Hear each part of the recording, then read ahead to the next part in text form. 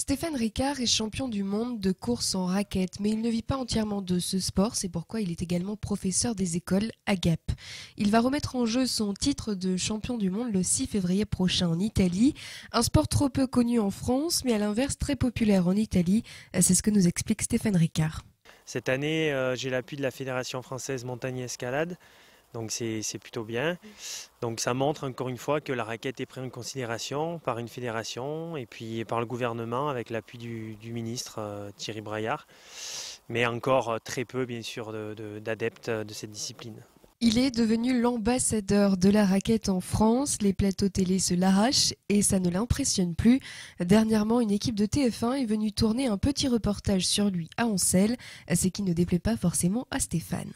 C'est vrai que depuis quelques années, j'ai la chance d'être l'ambassadeur de la raquette en France et donc la chance de passer dans plusieurs médias nationaux. L'année dernière, c'était France 5 avec Échappée Belle, BFM TV, Tout le Sport, France 2, Télématin, etc. Donc c'est bien pour la raquette, qui est un sport qui demande qu'à éclore et donc la TF1, c'est encore mieux.